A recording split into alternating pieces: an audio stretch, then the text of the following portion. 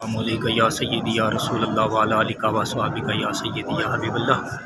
ماشاءاللہ اسی مسجد قبلتین دے وچ حاضر ہوئے، 4 رکعت نماز نوافل ادا کیتے۔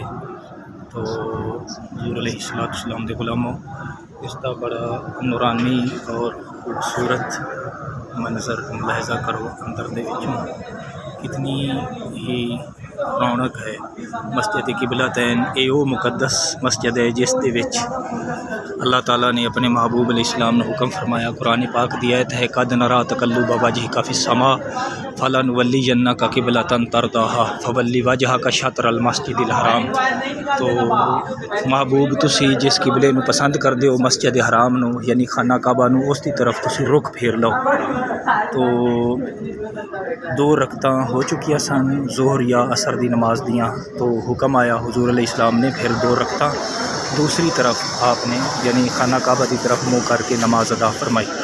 تو اس مسجد دے 2 ہی ممبر نے، 2 ہی مینار نے، یعنی جس جگہ تے پہلے حضور علیہ السلام نے مسجد اقصیٰ دی طرف منہ کیتا اور دوسرا جدو مسجد حرام دی طرف منہ کیتا۔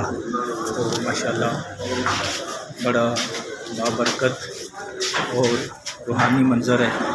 اسی اس جگہ تے نوافل ادا کیتے نے اور اس مسجد کی زیارت کی ہے۔